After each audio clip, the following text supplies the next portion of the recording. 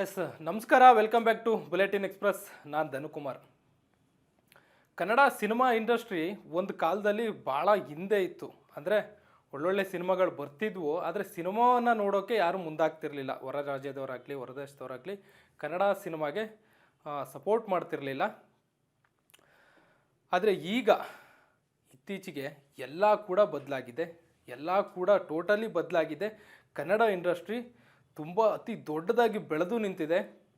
ಬರೀ ಹೊರ ರಾಜ್ಯದವರಲ್ಲ, ಹೊರ ದೇಶದವರು ಕೂಡ ಈಗ ಕನ್ನಡ ಇಂಡಸ್ಟ್ರಿನ ಗುರುತಿಸ್ತಾರೆ, ಕನ್ನಡ ಸಿನಿಮಾಗಳನ್ನ ಗುರುತಿಸ್ತಾರೆ, ಕನ್ನಡ ಕಲಾವಿದರುಗಳನ್ನ ಗುರುತಿಸ್ತಾರೆ. ಅಷ್ಟು ದೊಡ್ಡ ಮಟ್ಟವಾಗಿ ಕನ್ನಡ ಇಂಡಸ್ಟ್ರಿ ಸ್ಯಾಂಡಲ್ವುಡ್ ಇವಾಗ ಬೆಳೆದು ನಿಂತಿದೆ.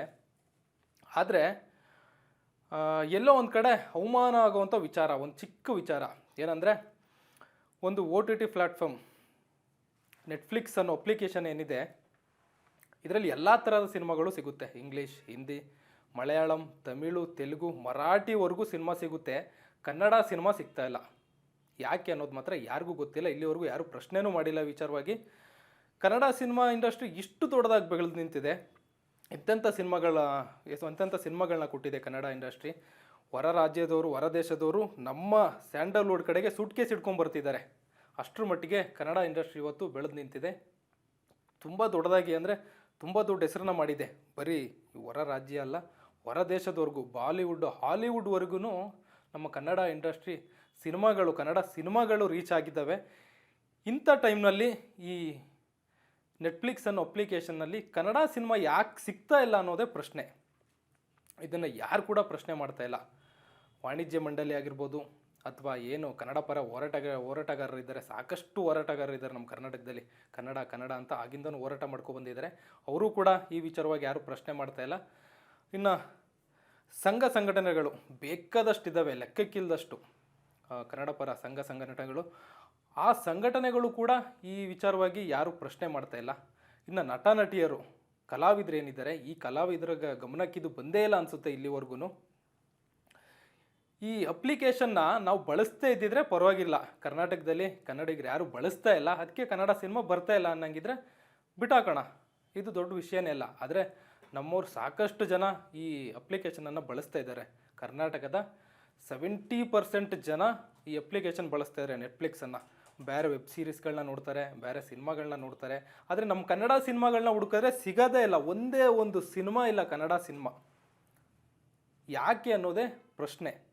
ಏನಾಗಿದೆ ಅಂಥದ್ದು?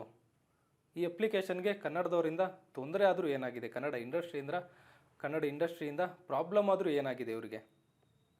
ಕನ್ನಡ ಸಿನಿಮಾ ಯಾಕೆ ಈ ಅಪ್ಲಿಕೇಶನ್ನಲ್ಲಿ ಸಿಗ್ತಿಲ್ಲ? ನೆಟ್ಫ್ಲಿಕ್ಸ್ನಲ್ಲಿ ಕನ್ನಡ ಸಿನಿಮಾ ಯಾಕೆ ಸಿಗ್ತಿಲ್ಲ? ಹೋಗಲಿ, ಕನ್ನಡ ಸಿನಿಮಾ ಓಡಲ್ವಾ? ಯಾರು ನೋಡಲ್ವಾ? ಬೇಡ, ಬಿಟ್ಟಾಕಿ. ಯಾಕೆ ಅವರು ಲಾಸ್ ಮಾಡ್ಕೊಂಡು ಯಾಕೆ ಕನ್ನಡ ಸಿನಿಮಾನ ಖರೀದಿ ಮಾಡಬೇಕು? ಇಷ್ಟರ ಮಟ್ಟಿಗೆ ಬೆಳೆದು ನಿಂತಿದೆ ಕನ್ನಡ ಇಂಡಸ್ಟ್ರಿ. ಪ್ಯಾನ್ ಇಂಡಿಯಾ ಸಿನಿಮಾಗಳಾಗ್ತಿದೆ ಕನ್ನಡದಲ್ಲಿ. ಎಷ್ಟು ಸಿನಿಮಾ ಬರೋದಕ್ಕೆ ಬಾಕಿ ಇದೆ, ಎಷ್ಟು ಸಿನಿಮಾ ಬಂದಿದೆ, ದೊಡ್ಡ ಮಟ್ಟದ ಹಿಟ್ಟನ್ನು ಕಂಡಿದ್ದಾರೆ.